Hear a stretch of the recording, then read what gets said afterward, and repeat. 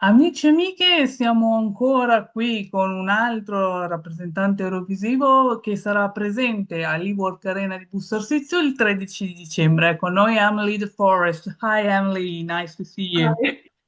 Nice to see you too.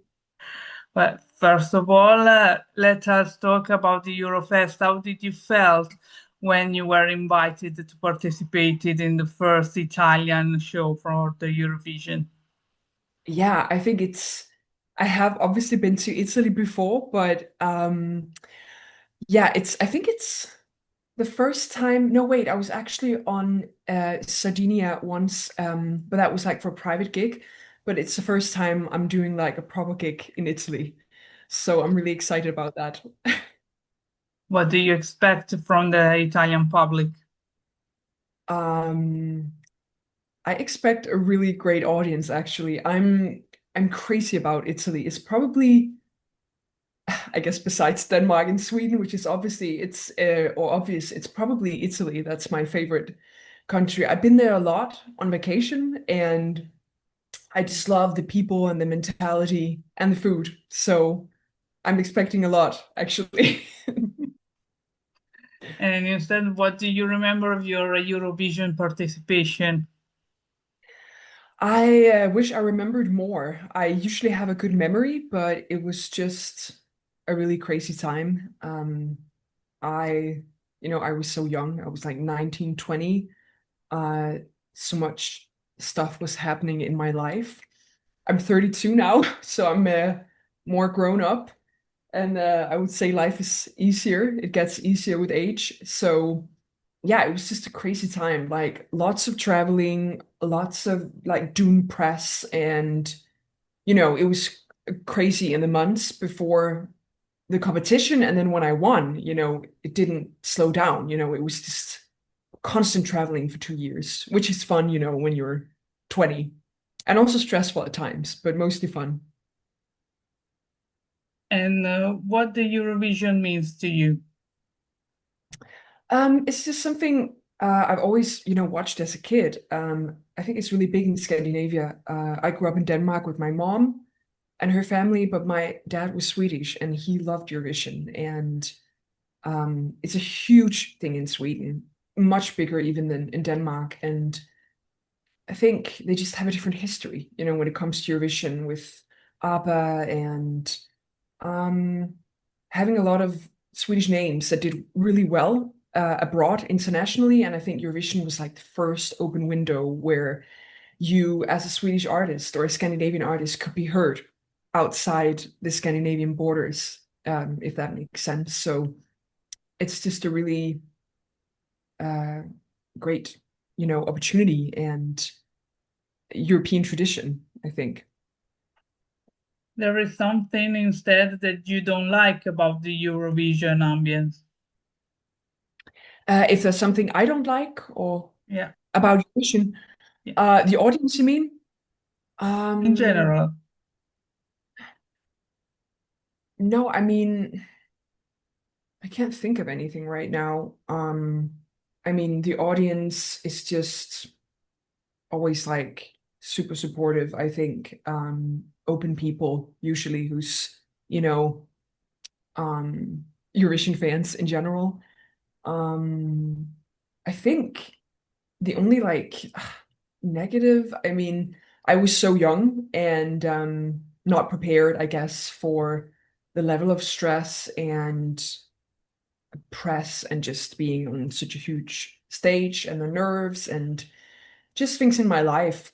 It's always hard when you're a young person, but um, just things I had gone through and not worked through, and then all of a sudden you're on that big stage and that stress intensifies. So I would say it's a huge pressure for a young artist, and that's the only negative, but I guess it's always like that. It's just no matter how you uh, break through or have a sudden breakthrough, it's always going to be a huge change in your life. I just think the younger you are, the less prepared you are, and yeah, it can be a lot when you break through in a competition like that. It's like you have no preparation, you're thrown into this circus, like also in the best way, but yeah, it's pretty hard when you're young.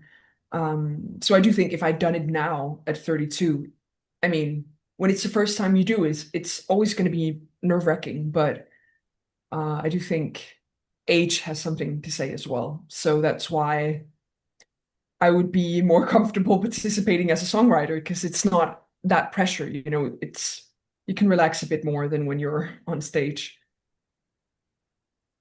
Yeah, as you did in 2017 for Lucy Jones. Exactly. That was nice. I could just chill on the couch and I was nervous, of course, but not in the same way. Instead, in the new record, Into the Moon, you combine a dreamy atmosphere to cinematic ambience. Like in the track, for example, I find it very specific in Delete. And also this mature sound. How's been to combine all these elements? It's been really fun. It's and finally, you know, like a work of art that I've had spent a lot of time on. We worked on it for at least a couple of years, and um, yeah, I always dreamt of doing this album, and now I finally did it. I don't know why I didn't do it sooner, but sometimes you have to sort of go through many steps and on a long journey before you arrive. And I guess you never quite arrive, but you get a more again, clear picture, I guess, of who you are as an artist the older you get. And I just always loved movies. I try to watch a movie every single day, actually, if I have time in the evening. Just, the images and um, the sounds, the music in movies, especially older movies. I watch a lot of films from the 1920s up till the 1970s, 80s. So quite a few decades. Um, but yeah, it has always inspired me when it comes to the sound, but also the lyrics in my music. And yeah, I guess older films, older music from the 60s and 70s, because I also have quite old parents. Well, at least my dad, but also my mom a little bit. So it's sort of the music I, grew up with in my childhood. And I keep going back to that same music, but also discovering new music, which is really fun because there's so much out there. Yeah. And what's been more challenging in creating the single Heartache Avenue?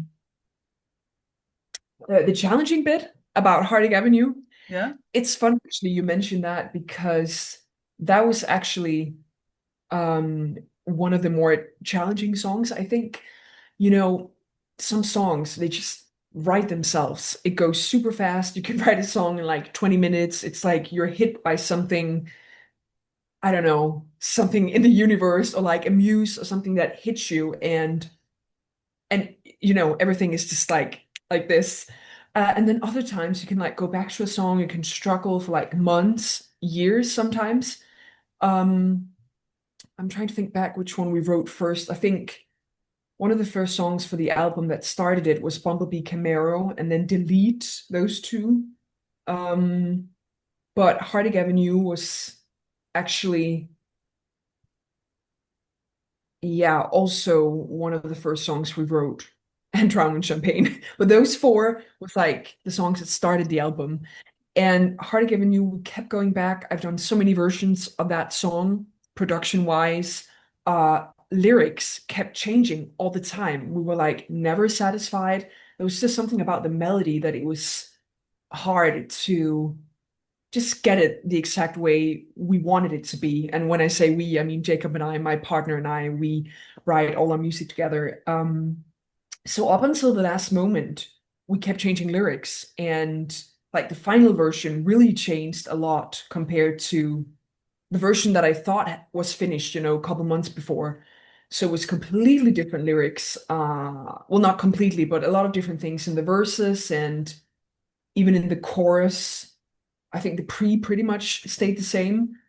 And I don't know if I'm even satisfied now, but at some point you just have to say, okay, this is good, or else you can keep writing, forever. And then maybe I'm going to do a different version of it in a few years with different lyrics. I always I think it's so fun, with some songwriters, they keep writing on even their famous songs and adding more lyrics and more verses as the years go by. And um, yeah, I don't know if I ever became like 100% satisfied with it, but in the end, I was like, okay, it feels right right now, and I need to release it. So yeah, that was a long journey with that one.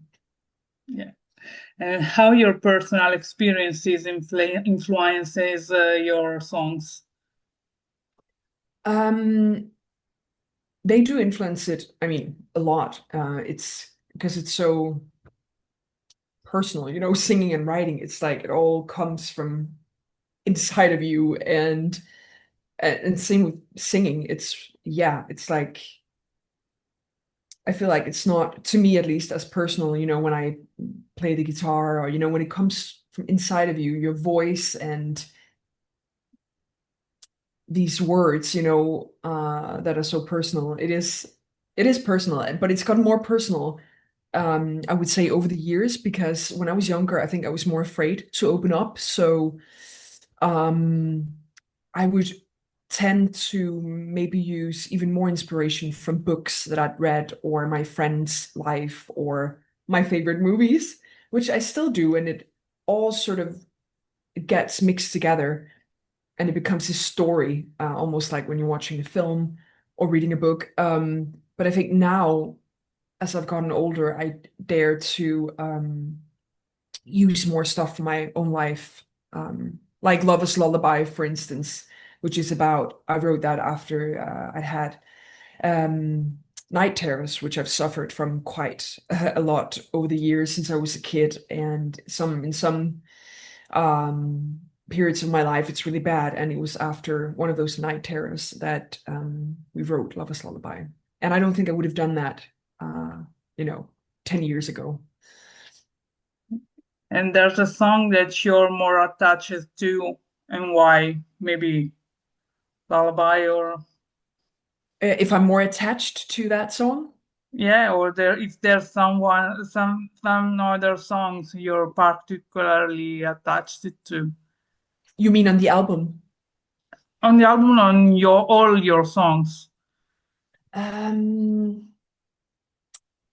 Let me think. I mean, definitely Lover's Lullaby, because it was just such a vivid, I just remember that awful nightmare. I mean, it's much worse than a nightmare, and you're so affected by it the day after. You're really exhausted and tired, um and sometimes, almost injured, because you don't know what you're doing. I think I hurt my foot or something during that night terror incident. Um, and yeah, and it's also a love song. So I do think it's one of my favorite songs on the album. Um, but yeah, I also love Bumblebee, Camaro, and Delete, because I feel like those songs really sort of started the album. That was when I knew that I wanted to make this album. And yeah, Drown in Champagne, which I've actually done in all kinds of versions too. I've even played it live years ago when it was called Hopeless Romantic instead of Drown in Champagne. Um, but yeah, I guess it's hard to pick one song. Yeah, I mean, Only Teardrops I didn't write. It's I think, yeah, I guess it's the only song I didn't write or co-write. But obviously it's a song that changed my life a lot, because it's how I met my partner, and since Only Teardrops, I'm still living, making a living from music for all these years, and been able to travel and play gigs and release the music that I want to release and write today. So yeah, it's hard to pick one. And what do we have to expect from your performance at the Eurofesta? Well, I think you can expect a couple songs that you will definitely know, and hopefully can just sing along to, and just have a lot of fun. I'm obviously singing, the song that that everyone expects me to sing. But I'm also going to do another one. It's quite a short performance because we're so many artists, so we only get to do a couple of songs each. There's so many um songs I would love to do on that stage and for the Italian audience. And I can think of all these ways to do it, but sadly, it's only a couple of songs for this gig. But yeah, I think you can um, definitely expect a really good and fun time and some songs that you can join in and sing along with. So, And what do you know about the Italian music instead? well, actually, um, when I was younger, and I still actually listen to classical music because my parents, my mom is still a big classical fan. I mean, my dad passed away in 2010, sadly, but they were both really big fans of classical music and opera. So I grew up listening to a lot of opera, which is almost always in Italian. I mean, the language, I mean, it's just so expressive and beautiful. So, sometimes you hear an opera in French or German or whatever, but it's almost always Italian. Um, so yeah, I grew up with that and I still enjoy listening to it on a Sunday. And then yeah, I know it's, you had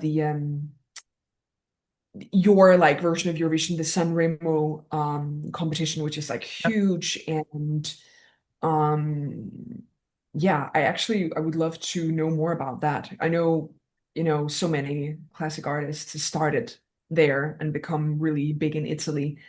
Um and I think Volare is like one of my fave songs, actually. Did it win the competition or did it come Yeah, second or third? Sanremo. First, Yeah, on the yeah. Eurovision, it didn't win. It didn't And if win I'm not Eurovision. mistaken, the Eurovision was the third place. Okay, yeah, because I always thought it won Eurovision because I think it should have. Because it's such a great song and yeah, loved listening to it in different versions. I mean, it's crazy that everyone from Dean Martin to Frank Sinatra has done versions of it too. And yeah, actually, again, I watch a lot of actually Italian, like giallo movies, the genre called giallo, and you've just had so many great Italian composers over the years, like um yeah, Ennio Morricone and Luis Bacalao and all these legends, which has actually inspired me a lot for my album, many of these Italian movie composers. So yeah, but I'd love to know even more. That's the fun thing about music, it's as soon as you start diving in, it's like then you hear about this artist or this composer, and that's why I also love to go back to the 60s and 70s because there's all these artists and composers who, for some reason, maybe didn't break through or become famous in their time for some reason. And sometimes you go in and you find them on Spotify and they barely have an artist biography, there's barely an artist picture, and then you hear this beautiful song. So there's just so much music out there to get discovered, new and old music. Yeah. And there's something else you know about Italy. Something else. What could that be? Well, I'm really into the whole, when I was a kid, when I was a teenager, I was crazy about reading about the Italian Renaissance, actually. And the Medici family. Yeah. Hope I Medici. pronounced it right. Medici. Medici. Medici. Um, yeah, sorry. I need to work on my No problem. pronunciation. Um, but yeah, I think it started with my parents were really into art and had all these art books, and I saw this painting of, I think they said it was um Isabella Medici. How do you pronounce Medici. it? Yeah, better. Medici. Yeah, Medici. And I don't know, it was just so, I think it was painted by again, I cannot pronounce it the right way, but Agnolo Bronzino, something like that, who was like a court painter, and it was just this beautiful painting. I think it's in Florence. It's like a small painting of like the Duke's uh, daughter. And later, I think it was discovered that it wasn't Isabella. I think it was like his illegitimate daughter, Bia or Bianca Medici. But this painting, I was like obsessed with it. I kept asking my mom, like, who is this girl? What's her name? How did she live? I was like so obsessed with the Medici family, and my mom bought me all these books so I could read about them. So I still have like I need to do like a road trip in Italy and see all these like palazzos where they lived, and we did visit Lake Bracciano. Is that how you pronounce it? Bracciano. Bracciano, right? Um, and I think that was where Isabella Medici grew up, if I'm correct. But yeah, I have her biography somewhere in my bookshelf.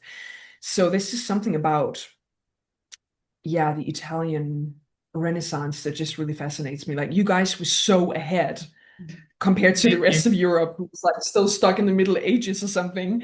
And all these like really powerful women actually who um yeah, I guess was just born um in the wrong time, and some of them had really tragic destinies. But yeah, women in history has always really fascinated me. So yeah, that's something I can say about Italy. Yeah, I have a very and what is the aspect of your music that makes you more proud? the aspects of my music that has made me more proud. Uh,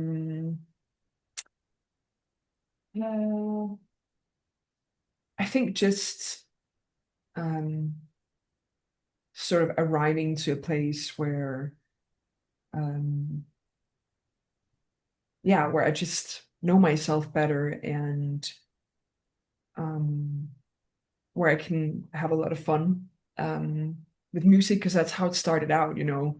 It was my whole life, and what I always wanted to do, and made me so happy. And then I think along the way, because I was so young, and like um sudden like fame and stress and things like that, there was a couple of years where I didn't think I had that much fun actually playing music or writing music. And that was like really scary when it's something you've done your entire life and you can't see yourself doing anything else. So I think that I have just found that spark and joy again. And yeah, I'm just really proud of this album. It's been, yeah, a long journey, but sometimes, like I said, it takes a while before you arrive, and I guess you never arrive fully, but um, yeah, you get to, yeah, know yourself better and just write music that really makes you happy and excites you. Not that I regret anything I wrote or released in the past, but there was a lot of people who had opinions and would maybe say, "Oh, I think you should release this song," and it wouldn't always have been my choice. And when you're young and new in the business, it's hard to um, say no and say, no, I want to do this instead. And you have all these people working for you. And you need to sort of keep them invested in your project also. So there were some decisions I wouldn't have made if I could have decided 100%. And I'm just so glad to be in a place now where I can write the music I want to write and release what I want to release. Um, and no one is telling me what to do, basically. So yeah, that feels really good. And last but not least, I'd ask you a message to invite our audience to the Eurofesta on the 30th of December. Okay. Um, Wait, is it so it's Milano? That's how you Uh, say it. Actually, perfectly is Busto Arsizio, but it's Oh, near Milano. Milano. Okay. Because I don't want Yes, to say, Milano, don't worry. okay. Because because Milan is like the English. I want to say, yeah, I'm gonna say Milano.